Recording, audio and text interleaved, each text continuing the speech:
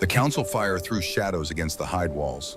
Smoke curled upward through the opening at the peak, carrying the scent of sage and cedar I'm here. into the winter I night. know, I'm just 30 scared. warriors We'll sat in a face it circle, together. their breath visible in the cold air. Warriors, The our elders nest is wore called beaded to us mantles from that these caught the peaks. firelight. At the center Charge stood Marcus me! Ironheart, his voice steady and certain. "We strike before the next snow," he said. "Pine Haven first, then Silver Creek, then Meadowbrook." Kira Ironheart rose from her place without asking permission. At 19, she stood taller than most of the warriors around her. Her skin carried the gray-green tone of her mother's people, the color of storm clouds over distant mountains. The ceremonial beadwork on her shoulders marked her as heir. The calluses on her hands marked her as warrior. "Those towns have no soldiers," she said, "only families." Marcus turned to face her. His eyes were cold. "They have our land. They have treaties with my father, agreements signed before witnesses. Your father is dying niece. His weakness dies with him." The words hung in the air like smoke. Chief Thomas Ironheart had been bedridden for 6 months, his lungs slowly filling with blood. Everyone knew. No one spoke of it. Kira's jaw tightened. Killing farmers and children is not strength. It is cruelty pretending to be courage. A murmur moved through the circle. Some warriors nodded. Others would not meet her eyes. Marcus stepped closer. The fire crackled between them. "You speak with a white tongue. Your mother was one of them. Perhaps her weakness runs in your blood." The mention of her mother was a blade across old scars. Elizabeth Hart had been a settler woman who married a chief 20 years ago. She died bringing Kira into the world. Kira had spent her entire life proving she belonged to her father's people. It had never been enough for men like Marcus. "I speak with my conscience," Kiripana said quietly. "Something you lost when you decided fear was easier to rule than trust." Marcus smiled. It did not reach his eyes. "The council will decide who rules by conscience and who rules by strength." The vote came swiftly. Exile. 18 voices for 12 against. The elders looked away. The warriors who had trained her since childhood said nothing. Marcus gave the order himself. "Take her beyond our borders. Leave her near the settler towns she loves so much. Let them save her. Or let the winter do what it will." Kira stood perfectly still. She had been raised to command warriors. She had been raised to lead. She had not been raised to beg. She walked out of the council chamber with her spine straight and her head high. Behind her, the fire continued to burn. That was 3 weeks ago. They had taken her on horseback to the edge of clan territory, stripped her of weapons, left her with nothing but the clothes she wore and the knowledge that Marcus wanted her dead. For 7 days, Kira wandered. She survived on frozen berries scraped from beneath snow, on ice melted in her mouth, on stubborn will and the training her father had given her when she was barely tall enough to hold a spear. She had been trying to reach the next settlement when the storm caught her, the real storm. Not the light snows that had fallen intermittently, but the kind of blizzard that turned the world white and erased all sense of direction.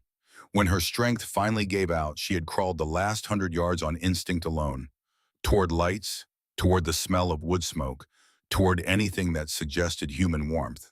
She did not remember collapsing, only the cold, and then briefly a voice asking why.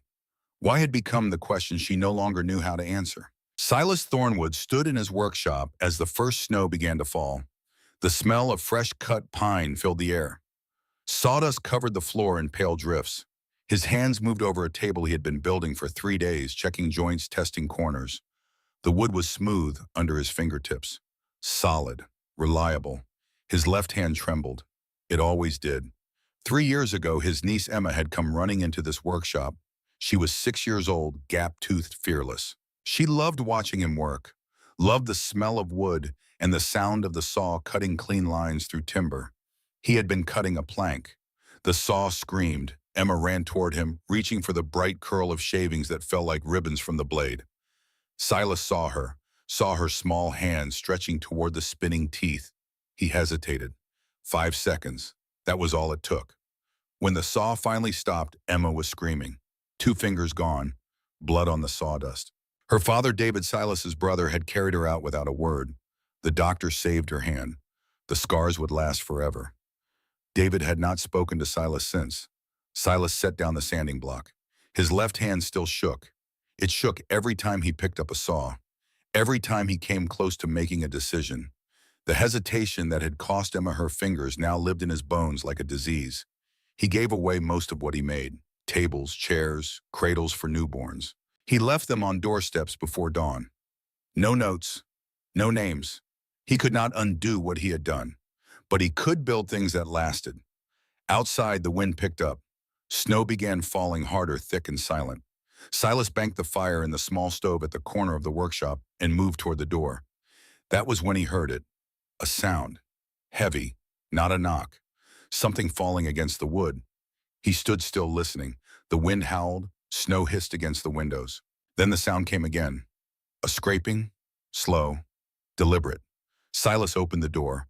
Cold air struck him like a fist. Snow swirled into the workshop, melting on the warm floorboards. On the step, half buried in white, lay a shape too large to be a child and too still to be safe. A woman, her skin was the color of winter ice tinged gray-green beneath the frost. She wore leather clothing, travel-worn but well-made. Dark hair hung in a thick braid stiff with frozen blood. One arm stretched toward the door, fingers curled, as though she had dragged herself the last few feet on instinct alone. But it was not her size that made Silas freeze. It was her face. The high cheekbones, the broad features, the small tusks visible even with her lips pressed shut against the cold. Orc, Ironwood clan, the people his town had signed treaties with, the people they traded with once a year at the autumn market, the people who stayed on their side of the ridge while settlers stayed on theirs, the people David blamed for everything wrong with the territory. Silas looked down at her. Snow was already covering her shoulders. Her breath came so shallow he almost missed it, a thin cloud of vapor barely visible in the dark. If anyone saw her here, this became complicated. If he left her here, she died. His left hand trembled. He crouched beside her and slid his arms beneath her shoulders and knees. She was heavy, solid muscle even weakened as she was. He lifted her with effort, felt snow fall from her clothing in soft clumps. Her head lolled against his shoulder. "Don't," she whispered. The word was barely sound, raw, scraped thin. "I am not going to hurt you," Silas said. He did not know if she heard him. He carried her inside and shut the door against the storm. The warmth of the workshop touched her skin slowly. Silas laid her on the long workbench near the stove and began peeling back the frozen outer layers of her clothing. Bruises covered her ribs. A shallow cut near her temple had clotted poorly in the cold. But what worried him most was the hollow look of her face. The way her cheekbones stood out too sharp. This was not injury from travel. This was starvation. He fetched water, warmed it carefully over the stove, and pressed a damp cloth to her lips. At the contact, her eyes opened. Amber, clear and sharp despite the exhaustion that lined her face. Panic flared there for half a heartbeat. Her hand jerked toward her belt. No weapon remained. "You are in my workshop," Silas said evenly.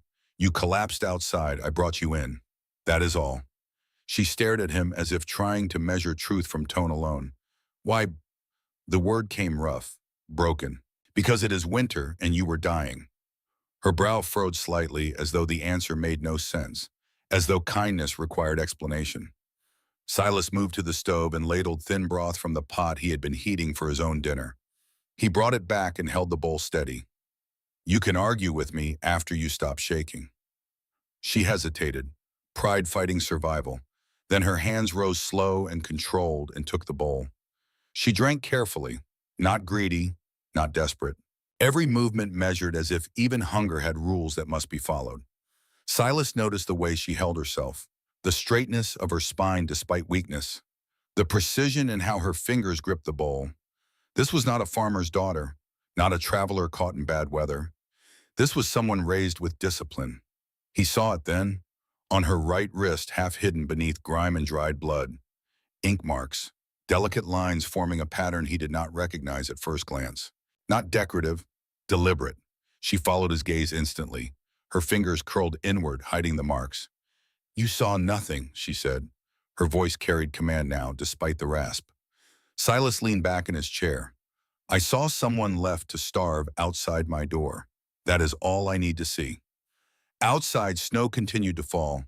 It would bury her tracks, erase any evidence of how she had reached his workshop. Neither of them knew it yet, but by morning riders would already be searching. And the woman shivering beside his fire was not simply an exile. She was blood of the Ironwood throne. Morning came gray and quiet. The storm had passed, leaving Pine Haven buried under 2 feet of fresh snow. The world looked clean, deceptive. Silas had slept in the chair near the stove, one ear tuned to the sound of her breathing. When he opened his eyes, she was already awake, sitting upright on the edge of the workbench, watching him, not startled, not confused, assessing. The firelight caught in her amber eyes. Even weakened, she carried herself like someone accustomed to space being made for her. Not arrogance, expectation. She had rewrapped the wound on her shoulder using strips torn from the inner lining of her cloak. The work was clean, precise, medical knowledge that spoke of training. "You should have tied it tighter," she said, nodding towards the knot he had made the night before. Silas blinked, then huffed a quiet breath that might have been amusement. "Good morning to you too." She swung her legs carefully off the table and stood. The movement was controlled despite the tremor in her muscles. She was tall, taller than him by at least 2 inches. Her build was that of someone who had spent years conditioning for strength. Broad shoulders, defined arms, hands that knew how to hold weapons. "What do I call you?" Silas asked. A pause, too long to be casual. "Kira," she said finally. The name fell carefully from her tongue as though selected rather than remembered. Silas did not press. "Silas." She inclined her head slightly. The gesture was formal, almost courtly, not how exiles greeted strangers. Her gaze moved toward the door, measuring distance, calculating. "I will leave when the storm clears fully. You can barely stand. I can stand." Her grip on the edge of the table tightened for balance, even as she said it. Outside voices drifted down the street, neighbors clearing snow from their roofs and doorways. The normal sounds of a town waking after a storm. Kira's reaction was immediate. Her shoulders stiffened. Her attention snapped toward the sound like prey scenting hunters. "They are close," she murmured. "Who?" She did not answer. Instead, she moved toward the small wash basin near the back wall and began scrubbing at her hands with deliberate force, removing the last traces of dried blood and dirt. Beneath the grime, her skin showed those same faint markings Silas had seen on her wrist. Inked lines that circled like ceremonial bands. Not decoration. Symbolic. "You were not left to starve by accident," Silas said quietly. She stopped scrubbing for half a second, then resumed. "I made enemies. Not the kind that hide in forests." She gave him a dry look over her shoulder. "No, not those kind." Silas folded his arms and leaned against the wall. "You do not talk like a common traveler, Kira. And you do not ask the right questions. Try me." She turned fully then. For a flicker of a moment, the guarded mask slipped. Beneath it was something raw, something tired. "If they find me here," she said, "they will not ask politely. They will demand." "Demand what?" "My return." The weight of those words settled between them like stone. Silas thought of the ink on her wrist, the refined way she moved despite injury, the command in her voice when she forgot to hide it. "You are not just clan-born," he said slowly. Her jaw tightened. Silence confirmed more than words ever could. A sudden knock sounded at the door. Both of them froze. Silas moved first, stepping toward the door with outward calm, though his pulse quickened. Kira's gaze darted to the back window, calculating whether her strength would carry her that far. He opened the door to find Margaret Brennan standing in the snow. The baker's widow bundled in wool, her breath steaming in the cold air. "Storm hit hard," she said, peering past him with open curiosity. "You all right, Silas?" He nodded. "Roof held." Her eyes flicked inward, caught a glimpse of green-gray skin by the stove. Surprise flared in her expression, then concern. But she did not shout, did not recoil. "You always did have a habit of bringing strays inside," Margaret said softly. "Careful it does not cost you." Silas gave a small nod. "I appreciate the concern." When he closed the door, Kira was standing rigid near the back wall. "You see," she said quietly, "it begins." Silas met her gaze evenly. "Then we deal with it." She studied him again, that same look from the night before, as though trying to understand why a human carpenter would choose complication over safety. Outside, beyond the town's eastern ridge, snow shifted under heavy boots. Tracks were being followed, and somewhere not far from Pine Haven, armored riders had already found where the storm could not fully erase the trail. Kira walked back toward the stove and sat slowly, controlled despite the exhaustion that made her hands shake. If they ask, she said, not looking at him, you know nothing. Silas picked up a piece of wood and his carving knife. His left hand trembled, as it always did, but he began to work anyway. I rarely know anything useful, he said. For the first time since dawn, the corner of her mouth twitched. Not quite a smile, but close enough to feel dangerous.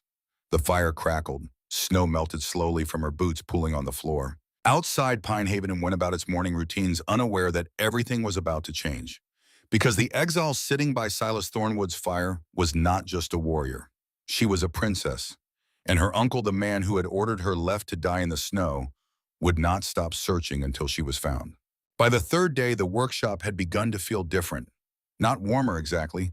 The iron stove still struggled against the mountain cold, but something in the space had shifted, like a door left slightly open where before it had been barred shut. Kira was strong enough now to move without pain lancing through her ribs, strong enough to notice details. The way Silas arranged his tools in perfect order on the wall, saws hung by size, chisels lined up like soldiers, planes nestled in their racks. Everything had its place. Everything belonged somewhere. She understood that need, the need for order, when the world itself felt chaotic. She watched him work that morning. He was building a chair frame, measuring twice before each cut, checking angles with a square that looked older than he was. His movements were careful, methodical, but his left hand shook every time he reached for the saw. He would touch the handle, fingers trembling, then pull back and use a hand plane instead. The frame he was building had a joint that needed reinforcement, a cross brace that would take the weight when someone sat. He had cut the mortise too shallow. The tenon would not hold. Kira stood, walked to the wall where the tools hung, selected a chisel without asking.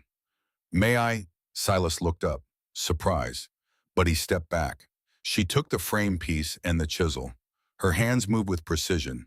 3 cuts, cleaning the mortise deeper, squaring the corners. When she fitted the tenon in, it slid home with a soft click. Solid, immovable. Where did you learn that? Silas asked quietly. My father. The words came before she could stop them. He said wood remembers how it is treated. Respect it and it becomes strong. Force it and it breaks. Silas studied the joint, tested it with his hands. It did not budge. Your father was right. She handed him the chisel. Their fingers brushed, brief, accidental, but neither pulled away quickly. I need to attach the side rails, Silas said. Can you hold the frame steady while I drill? Kira positioned herself across from him, gripped the wood with both hands. Her strength made the frame completely immobile. Hold steady, Silas said, more to himself than to her. He began drilling.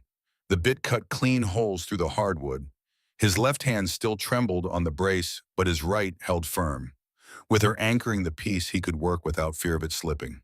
They fell into rhythm, him drilling, her holding, neither speaking. But the silence was not empty. It was full of sawdust floating in morning light, full of the smell of oak and maple, full of 2 people who had spent too long alone learning what it felt like to work beside someone else. When the last hole was drilled, Kira did not let go immediately. This will be a good chair, she said. It is for the church. Reverend Clayton's wife has trouble with her knees, needs something solid to stand from. You are not charging them. It was not a question. No, she released the frame. You give away most of what you make. What I can spare. Why, Silas set down the drill. His jaw worked for a moment. Then he looked at her directly. Because I cannot give back what I took. The weight in those words silenced any response she might have made. Afternoon sun cut through the workshop windows in slanted bars of gold. Dust motes danced in the light like snow that had forgotten how to fall. Silas was carving, a small project, something for his hands to do while glue dried on the chair joints. He worked a piece of cherry wood, shaping it into a butter knife. Simple, functional, the kind of thing he made without thinking. Kira sat on a stool near the stove watching. She had offered to help, but he had shaken his head. Some work needed solitude. His knife moved in smooth strokes. Curls of red wood peeled away like ribbons. The shape emerged slowly, handle first, then the broad, flat blade. He adjusted his grip. The knife slipped. It tumbled from his hands, spinning the freshly sharpened edge, catching light as it fell toward the floor. Kira moved without thinking. Her hand shot out. Fingers closed around the handle mid-air. The blade stopped an inch from the floorboards. Complete silence. Silas stared at her, at the knife held perfectly still in her grip, at the speed with which she had moved. Faster than reflex, faster than thought. Combat training. Warrior instinct. Kira looked down at the knife in her hand as though surprised to find it there. Her cheeks darkened. The green-gray of her skin took on a deeper hue. "Sorry," she said quietly. "Old habit." Silas blinked. Then something unexpected happened. He laughed, not a polite chuckle, not a forced sound, a real laugh. Deep and genuine. It came from somewhere he had forgotten existed, somewhere buried beneath 3 years of guilt and silence. "That," he said, still grinning, "is the most impressive thing I have seen all year." Kira stared at him, unsure. Then the corner of her mouth twitched. The twitch became a smile. The smile broke into laughter. She laughed like someone who had not allowed herself the luxury in a very long time. The sound filled the workshop, bright and unexpected as sunlight after storm. For 30 seconds, they were not XL and Carpenter, not Orc and Human, not two people carrying the weight of their failures. They were just two people who had caught a falling knife and found it funny. When the laughter faded, something had changed. Some wall had cracked, not broken, just cracked enough to let light through. Kira handed him the knife handle first. "You should be more careful," she said, but her eyes still smiled. "Probably." She settled back on her stool. "What are you making?" "Butter knife for Margaret, the baker's widow who came by yesterday." "You make gifts for everyone in this town." "When I can." "Why," Silas turned the cherry wood in his hands. "3 years ago, my niece Emma came to visit. She was 6, curious about everything. Loved watching me work." His thumb traced the grain of the wood. His voice stayed level, but something in his posture tightened. "I was cutting a plank. The saw was running. She came too close. I saw her hand reaching for the shavings." Kira did not move, did not speak. "I hesitated. 5 seconds, that is all. 5 seconds to decide whether to stop the blade or finish the cut." His left hand began to shake. He set the wood down. "I chose the cut, and Emma lost 2 fingers." The fire crackled. Outside, snow began falling again. Soft, silent. "My brother David has not spoken to me since. He brings Emma to town sometimes." She waves. I wave back. But David looks through me like I am already dead. "The furniture," Kira said quietly. "The gifts. Cannot undo what I did, but I can build things that last, things that help instead of hurt." Silas picked up the cherry wood again. His hand still trembled, but he carved anyway. Now I hesitate at everything. Cannot pick up a saw without shaking. Cannot make a decision without second-guessing. The one time I should have stopped and thought I did not. Now I cannot stop thinking. Kira watched him work for a long moment. Then she spoke. "You gave me food without asking who I was. You carried me inside without knowing if I was dangerous. You stood between me and that woman yesterday without hesitation. That is different." "Is it?" Silas met her eyes. "You hesitate with tools because you remember the key," Kira said, "but you do not hesitate with people. That is not weakness, that is learning." Something in her voice carried the weight of experience, of someone who had also learned hard lessons. "What did you learn?" Silas asked. She was quiet for a long time. Then that sometimes the right choice costs you everything, and you make it anyway. The snow fell heavier outside. The workshop grew darker, but neither of them moved to light the lamps yet. The next 2 days passed in a rhythm that felt almost ordinary. Morning came with the smell of coffee and wood smoke. Kira would wake first, tend the fire, have water heating by the time Silas stirred from his chair. He had not slept in his bed since she arrived. She had stopped arguing about it. They worked together. He taught her the names of tools in English. She taught him words in her language. "This is a plane," he said, holding up the smoothing tool. She touched it carefully. "We call it tashmara. It means that which makes level. And this," he held up a chisel, "kenrock, the tooth that bites clean." He tried to repeat it. The pronunciation came out mangled. She laughed and corrected him. He tried again. Still wrong. They both laughed. The distance between them shrank. 10 feet became 7. 7 became 5. By the 4th day, they worked side by side without thinking about it. shoulders nearly touching, movements synchronized. She handed him tools before he asked. He steadied pieces before she needed help. They had developed a language that required no words. In the evenings, they shared meals. Simple food, bread and cheese, soup stretched with whatever vegetables remained in the root cellar. But the meals felt richer than they were, warmer. Kira began to relax. Her shoulders lost some of their tension. Her hands no longer drifted toward weapons that were not there. She smiled more easily, laughed at small things. On the fourth evening, as snow fell silent against the windows, she spoke without being asked. My mother died when I was born. Hemorrhage the midwives could not stop. My father said she chose my life over hers, made them save me instead of her. Silas listened, did not interrupt. She was human, a settler. The clan elders never fully accepted her. When she died, they saw it as proof that mixing blood was dangerous, that humans were weak. But your father kept you. He loved her, loved me. But there were always those who questioned, who looked at my lighter skin and saw betrayal. I had to be twice as strong, twice as skilled, twice as loyal, to prove you belonged. Yes, Silas refilled her cup with hot tea.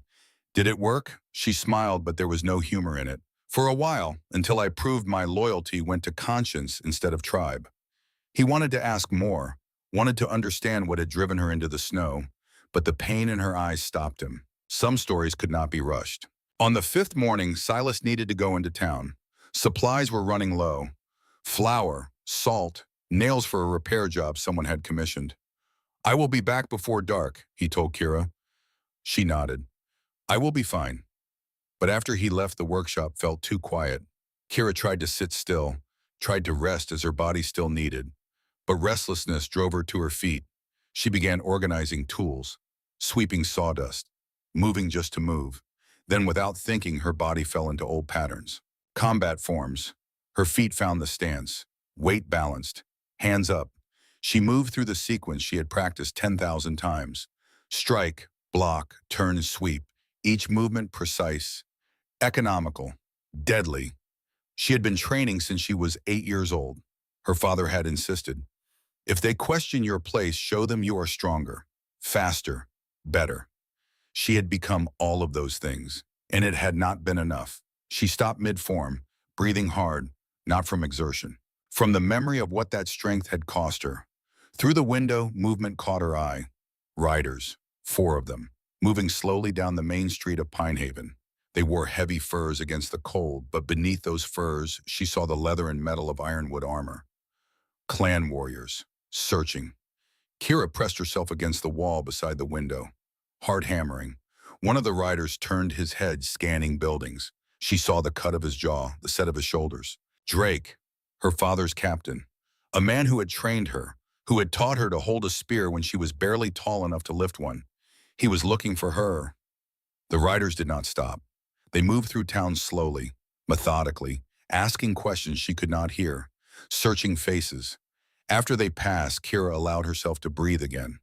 They were close, too close, and they would not stop until they found her. She moved away from the window and sat on the stool by the cold stove. Her hands shook, not from fear, from the knowledge of what was coming. They would find her. And when they did, Silas would be implicated. The kind carpenter who had saved her life would become the settler who harbored an exile, who aided a traitor. Marcus would not forgive that. She should leave, now, before Silas returned, disappear into the mountains and take her danger with her. But as she looked around the workshop, at the chair frame they had built together, at the tools now organized, the way she had arranged them, at the small space that had become something like safety, she knew she could not. Not yet, not without saying goodbye. The afternoon light faded. Snow began to fall again. Kira sat by the window and watched the street, waiting for riders to return, waiting for Silas to come home, waiting for the moment when she would have to choose between staying and keeping him safe. Outside, the temperature dropped. Night was coming, and with it, decisions that could not be delayed any longer. When Silas finally walked through the door, arms full of supplies, Kira was standing by the window. She did not turn to greet him. They are here, she said quietly. Your town. They are searching for me. Silas set down the supplies carefully. How many? 4, maybe more by now. Did they see you? No, Tom. He walked to stand beside her at the window. The street was empty now. just snow falling through lamplight. What happens when they find you? He asked. Kira finally turned to look at him. In the dim light, her amber eyes seemed to glow. They take me back, and they make sure I do not speak against my uncle again. They will kill you.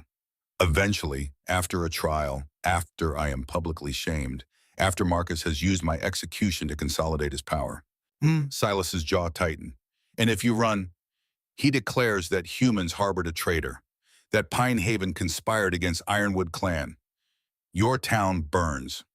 So staying gets you killed, running gets us killed. Yes, the fire in the stove had burned low. The workshop was growing cold, but neither of them moved to add wood. There is a third option, Silas said finally. What? You face them, but not alone. Kira shook her head. You do not understand what you are offering. This is not your fight. You collapsed outside my door. I chose to open it. That made it my fight. Silas, hold steady, he said quietly. She stopped, looked at him. That is what you told me when we were building the chair. Hold steady. So hold steady now. Let me help. In the gathering dark with snow falling silent outside and danger drawing closer with every hour, Kira felt something she had not felt in a very long time. Hope, small, fragile, but real. They will come tomorrow, she said, or the day after. And when they do, we will be ready. She wanted to argue, wanted to tell him to save himself, but the steadiness in his voice stopped her. He had hesitated once. It had cost him everything. He was not hesitating now, and somehow that made all the difference. They came at dawn on the sixth day. Silas heard the horses before he saw them. 3 sets of hooves on packed snow, steady, deliberate, not the casual pace of travelers. This was purpose. He moved to the window. Through the gray morning light, he saw them.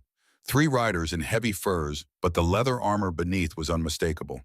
Ironwood clan markings on the saddle blankets. Weapons secured but visible. At the center rode a man with a scar cutting diagonal across his jaw. Old, deliberate. The kind of mark that came from ritual, not battle. Kira appeared at his shoulder. She had not slept. He knew because he had not slept either. They had spent the night preparing, planning, knowing this moment would come. Captain Drake, she said quietly, my father's first captain. He trained me. Will he kill you? No, but he will take me to someone who will. The riders stopped outside the workshop. Drake dismounted first. His movements were controlled. A man who had spent decades making every gesture count. Inside his mind, a different conversation played. One that had happened 3 weeks ago in the council chamber after Kira had been dragged away. He had stood before Marcus. Alone. The other warriors would not meet his eyes. This is murder, Drake had said, voice low, controlled. Exile in winter, stripped of weapons. You are sending her to die. Marcus had smiled. I am sending her to find the mercy she believes settlers possess. If they save her, she was right. If they do not, the matter resolves itself.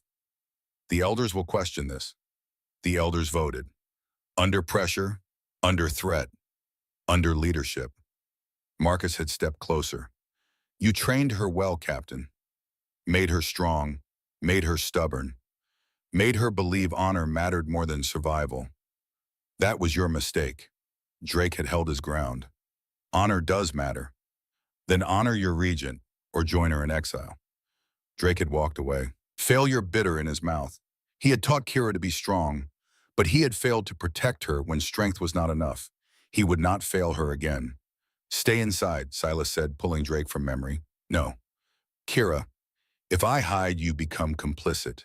If I face him, you are simply a man who showed mercy. I am complicit the moment I open that door.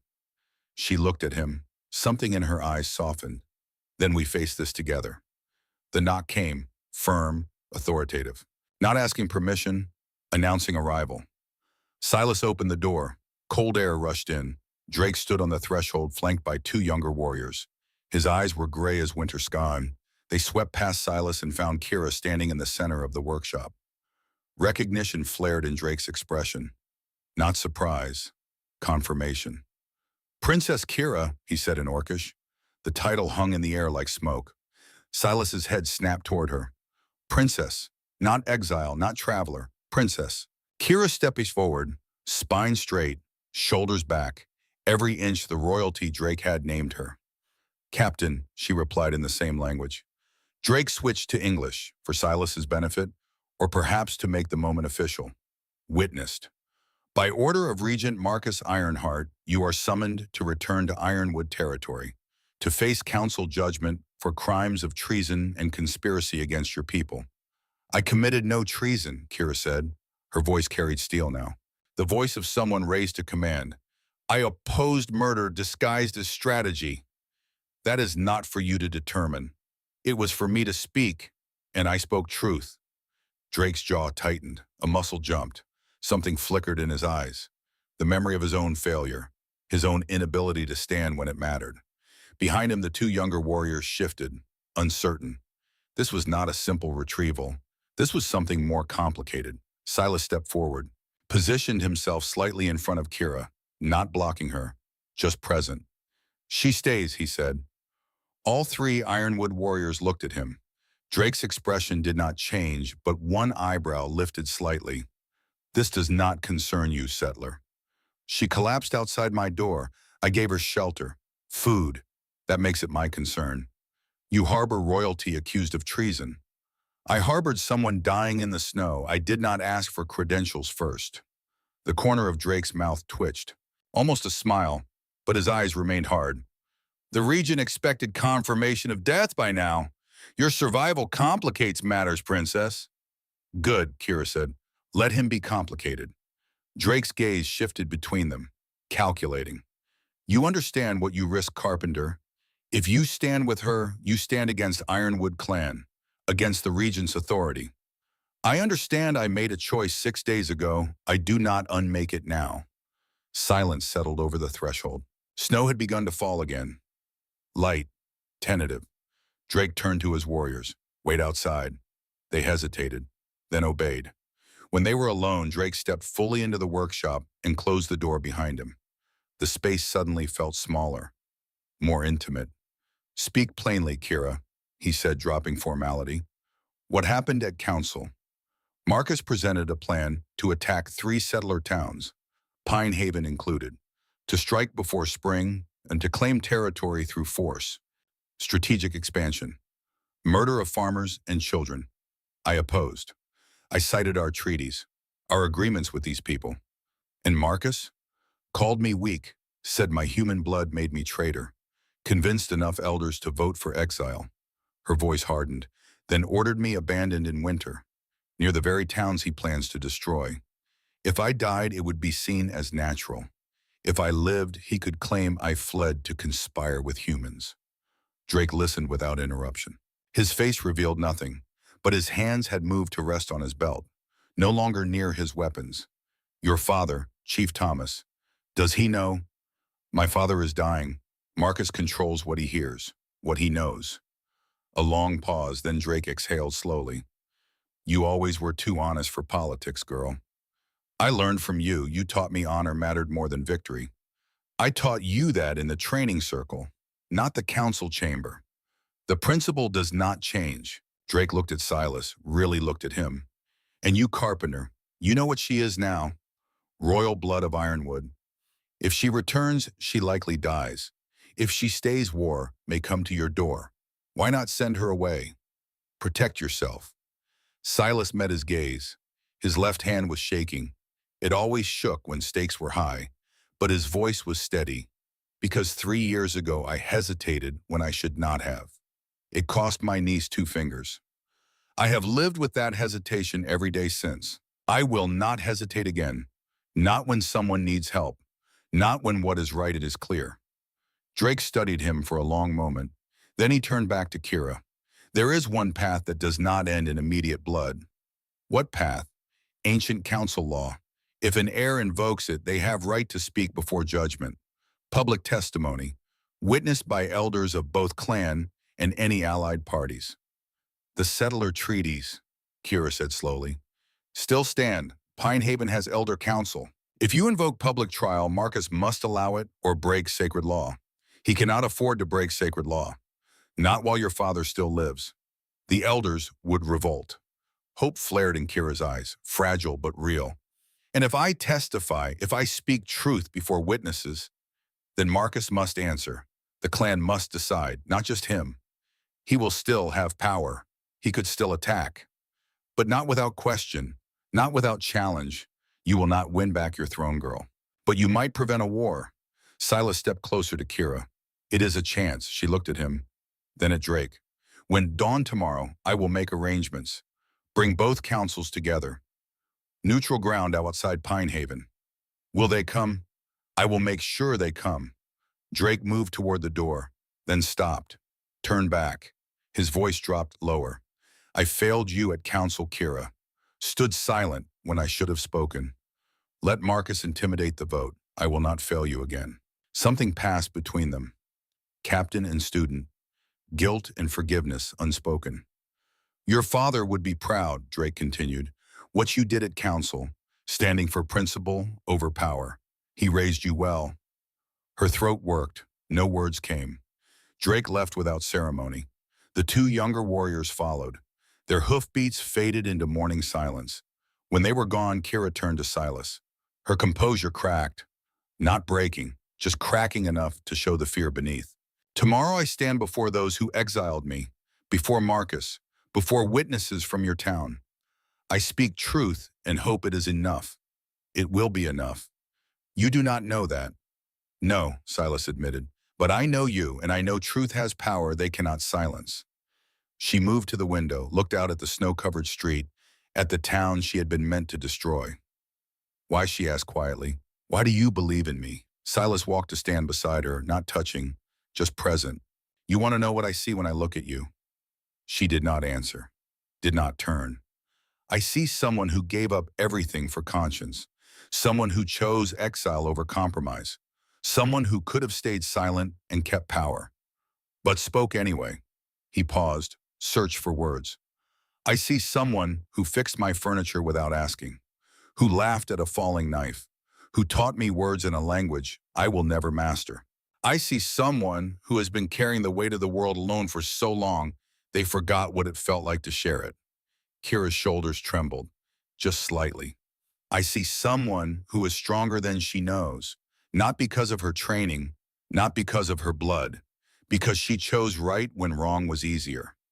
She turned to face him. Tears traced lines down her gray-green cheeks, the first tears he had seen her shed. I do not know how to be anything but what they made me. Then be that, but be it here with people who see you, not just your title. The distance between them was less than a foot, close enough to feel the warmth of another person, close enough to matter. Kira reached out, took his left hand, the one that always trembled. Your hand shakes because you care too much, she said softly. Not because you failed. You carry Emma's pain because you have a good heart. That is not weakness. Under her touch, the trembling slowed, then stopped. They stood like that, two people who had found each other in a snowstorm, who had built chairs and shared laughter and learned what trust felt like when it was freely given. Tomorrow, Silas said, we face them together. Together, she agreed. Outside, night began to fall. Snow turned blue in the fading light. Somewhere beyond the ridge, Marcus was learning his niece still lived, that his carefully constructed narrative was unraveling. And in a small workshop in Pine Haven, two people who should have been strangers prepared to stand before powers greater than themselves, armed with nothing but truth.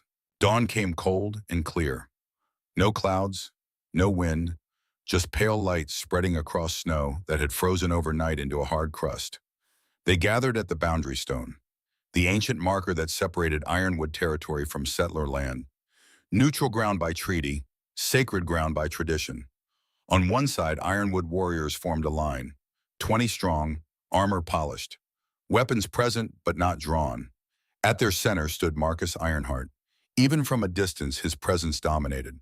Tall, broad-shouldered, wearing the ceremonial beadwork of Regent. Silver threads caught the dawn light. On the other side, Pine Haven's town council. Mayor Sutton, Reverend Clayton, Margaret Brennan and a dozen others, farmers and merchants. People who had built lives in this valley and wanted to keep them. Between them, a circle of stones, old, placed generations ago when the first treaties were signed. This was where grievances were heard, where truth was meant to prevail over power. Kira walked toward the circle. She wore her travel-worn leather. No ceremonial dress, no armor, just herself. But she walked like royalty, head high, spine straight, each step measured. Silas walked beside her. He had argued against it. This was clan business. He would make her look weak. She had refused to let him stay behind. You stood for me when no one else would, she had said. I will not hide that now. As they reached the circle, Marcus stepped forward. His smile was cold, calculated. Niece, you should have stayed dead. Uncle, you should have stayed honorable. Murmurs rippled through the Ironwood warriors. No one spoke to the regent like that, not publicly. Marcus's smile did not waver. You stand accused of treason, of conspiracy against your people, of abandoning your blood for settlers' sympathies. I stand accused of conscience, of refusing to murder children. If that is treason, then I am guilty. The town council shifted, uncertain. This was not what they had expected. Not defiance, not this raw honesty. Elder Ruth Stormcloud stepped forward from the Ironwood side, gray-braided, ancient. She had been advisor to 3 chiefs before Thomas. Her word carried weight even Marcus could not fully dismiss. The heir has invoked ancient law, Ruth said. Her voice cut through the cold air. She has right to speak, to present truth, to be heard. She has no rights, Marcus said. She was exiled by council vote. Exile does not erase blood. The law is clear, Marcus. Or do you challenge tradition? A dangerous question. To challenge tradition was to challenge the foundation of clan authority itself. Marcus could not afford that, not with his own claim to power still dependent on his brother's failing health. Let her speak then, Marcus said. Let her condemn herself with her own words. Kira stepped into the center of the stone circle, alone now. Silas had stopped at the edge. This part was hers. She turned slowly, meeting eyes, Ironwood warriors who had trained her, town council members who had seen her as enemy, all watching, all judging.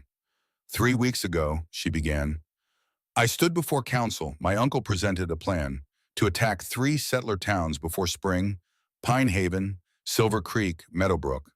Her voice carried clear across the frozen ground. He called it strategic expansion, necessary for clan survival. He said we needed to strike before they grew stronger, before they took more land. She paused, let the words settle. I asked him how many warriors these towns had, how many soldiers, how many trained fighters. He said it did not matter. That strength was not about fighting soldiers. It was about taking territory, showing dominance. Mayor Sutton stepped forward slightly. We have no soldiers, just families, farmers. Marcus's eyes flashed. You encroach on our hunting grounds. You build on our ancestral lands. Under treaty, Kira cut in, signed by my father, by your brother, agreements made in good faith. We trade with these people. We benefit from their goods. Their medicine has treated our sick. Treaties made in weakness, Marcus said. Treaties made in wisdom. Their eyes locked. Uncle and niece, regent and heir. The real conflict laid bare. I oppose the raids, Kira continued, not because I favor humans over my people, but because slaughtering farmers does not make us strong. It makes us feared, and fear is not the same as respect. She turned to the Ironwood warriors. How many of you have lost brothers, sisters, fathers, to border skirmishes, to raids and counter-raids, to a cycle of violence that has lasted 3 generations? Several warriors looked down, others held her gaze. She saw grief there, recognition. My uncle wants war because war is simple. It requires no negotiation, no compromise, no difficult conversations, just enemies and allies. Black and white. But the world is not black and white. It is complicated, messy, hard, and yes, sometimes that means choosing peace when war would be easier. Marcus laughed, sharp and cold. You speak like a child, like someone who has never faced real threat, real danger. I faced exile. I faced death in the snow. I survived because a human carpenter showed more honor than my own blood. She pointed toward Silas. Every eye turned to him. That man knew what I was, knew helping me was dangerous, knew it could cost him everything. He helped anyway, because it was right, because I needed it. Her voice rose, stronger now, certain. That is what strength looks like. Not burning homes, not killing children, making the hard choice to show mercy when violence is easier. Silence fell. Ruth's storm cloud stepped into the circle. The air speaks truth. I was present at the council meeting. I heard the region's plan. It did indeed target civilian settlements. Marcus turned on her. Those targets were strategic. They were defenseless. That is war. That is slaughter. And there is a difference. More murmurs, louder now, warriors conferring in low voices. The unity Marcus had built was cracking. Just slightly, but visible. Mayor Sutton cleared his throat. The treaties stand. My town honors them. We have no quarrel with Ironwood clan. We seek only to live in peace. Peace is not survival, Marcus said. It is stagnation. Perhaps, Kira said quietly, but survival without honor is not worth the cost. Ruth raised her hand. Council must decide. This matter goes beyond exile. Beyond one voice, the heir has spoken. The regent has spoken. Now the people choose. Choose what? Marcus demanded. Whether the exile stands, whether we honor ancient law, whether we continue as we have been, or whether we change. The decision hung in the cold morning air. Warriors whispered to each other. Elders conferred. The town council waited, barely breathing. Finally, Ruth spoke. The exile is revoked. Blood cannot be severed without full consensus. That consensus was not properly taken. Marcus's jaw clenched. A muscle jumped in his cheek. However, Ruth continued, Kira Ironheart cannot return to Ironwood territory without reconciliation. Her words have caused division. Until clan unity is restored, she remains apart. She is exile in spirit, if not in law, Marcus said, claiming victory. Yes, Ruth agreed, but she lives, and she speaks truth that must be heard. She turned to face the gathered crowd, both sides. Marcus Ironheart retains regency, but his authority is questioned. At the next full moon gathering, the clan will vote. Confidence or challenge. The people will decide if his leadership serves us well. Shock rippled through the Ironwood ranks. A vote of confidence. Marcus could lose power without Thomas dying. The precedent was staggering. And Kira Ironheart, Ruth continued, is granted seat on advisory council, no longer heir, not yet leader, but voice, one that must be heard. It was compromise, not victory for either side. Kira kept her life but lost her home. Marcus kept his power but faced challenge, the kind of messy, complicated solution that peace required. Marcus stared at Kira across the stone circle, fury barely contained behind his eyes. This is not over, he said quietly, only she could hear. No, she agreed, but it is not yours to control anymore. He turned sharply, mounted his horse, but he did not ride immediately.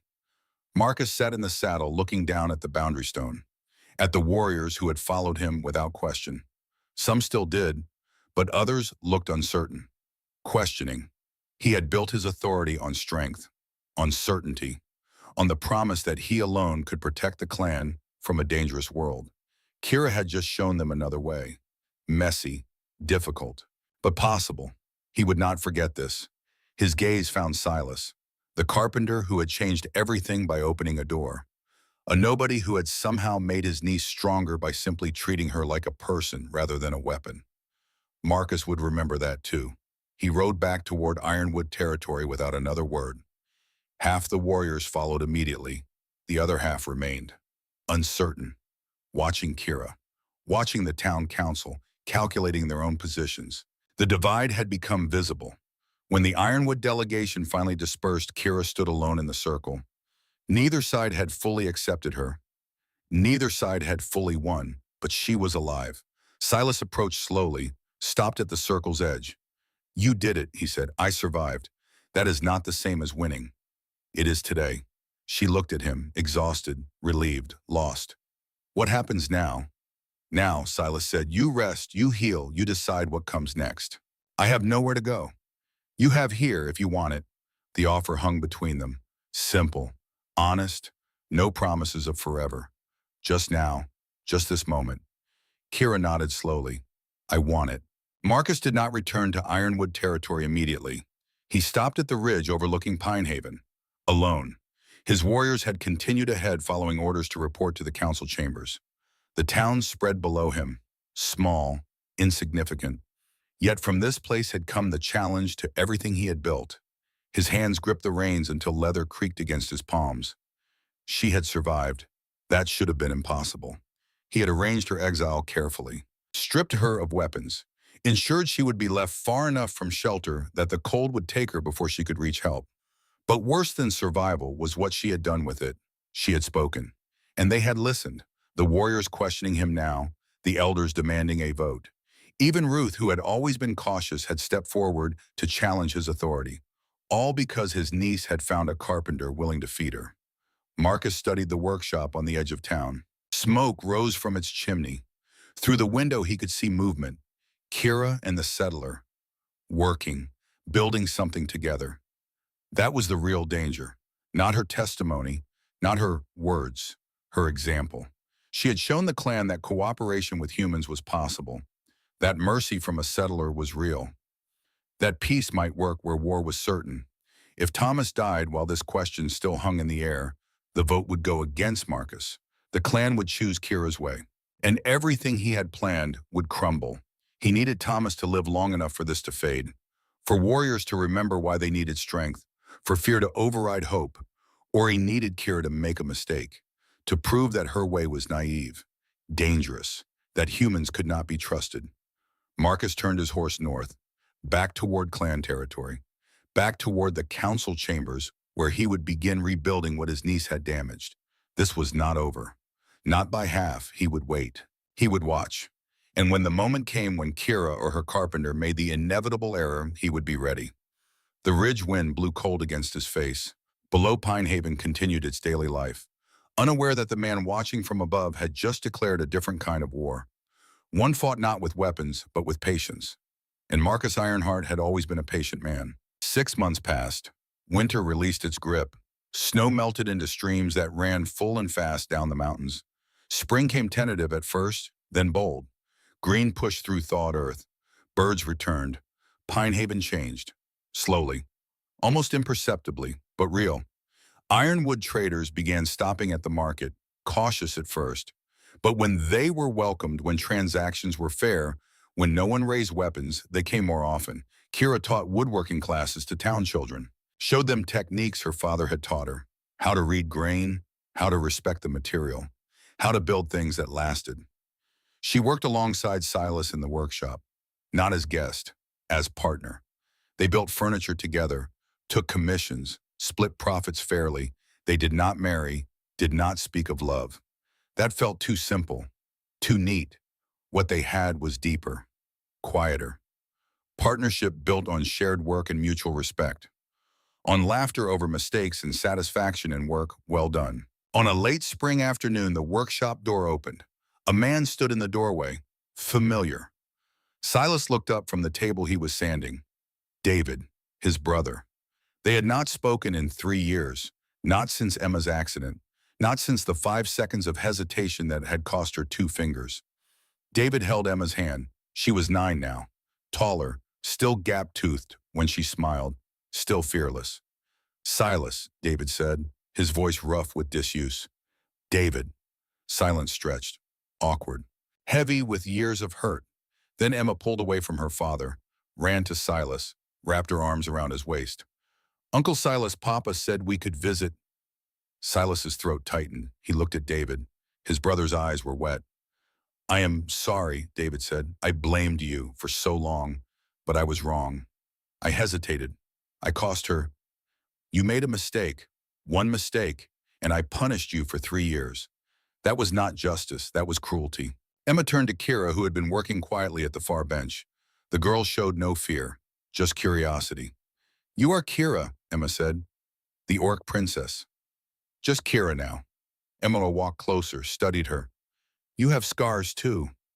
Kira nodded. Yes, many. Do they hurt? Only when I forget why I earned them. Emma held up her right hand, 2 fingers gone. Scar puckered and old. Mine hurts sometimes. When it is cold, Papa says that is normal. It is, but they do not hurt it all the time. And I can still build things. Papa taught me. I made a birdhouse last month. Kira smiled, genuine warmth. That is good. Building things is important work. Emma looked between Kira and Silas. Are you staying here in Pine Haven? For now. Good. Papa says Uncle Silas needs help, says he works too much alone. David stepped forward, extended his hand to Silas. I cannot undo the silence, but I can end it, if you will let me. Silas took his brother's hand, pulled him into an embrace. Both men held on longer than was comfortable, making up for years with pressure and presence. When they finally separated, David turned to Kira. Thank you for helping him remember who he was. He never forgot, Kira said. He just needed to forgive himself. They stayed for an hour. Emma chattered about school and friends and the birdhouse she was so proud of. David and Silas talked carefully at first, then with growing ease, rebuilding what had been broken. Before they left, Emma asked Silas to teach her to carve. Small things, like you make. Next week, Silas promised, we will start with butter knives, simple, useful. Can Kira teach too? Silas looked at Kira. She nodded. Yes, he said, we will teach you together. After they left the workshop, settled back into comfortable quiet, Silas returned to his sanding, Kira to her carving, but something had shifted, some weight had lifted. Your hand, Kira said after a while, what about it? It is not shaking. Silas looked down. His left hand moved steady across the wood. No tremor, no fear. He met Kira's eyes. Hold steady, she said softly. The words they had shared that first day working together, the phrase that had become their anchor. Hold steady, he agreed. Evening came gentle. Light faded from gold to blue to violet. Stars emerged one by one. In the workshop, two people worked side by side, building, creating, existing in the space they had carved out together. Not perfect, not simple, but real. Outside, the world continued. Marcus still held power in Ironwood territory. Tension still existed. The future remained uncertain. But in Pinehaven, in a workshop that smelled of sawdust and possibility, two people who had found each other in a snowstorm had learned what it meant to truly be found. Not through grand gestures or declarations, but through shared work, quiet laughter, and the steady knowledge that when morning came, they would face it together. Hold steady, it was enough.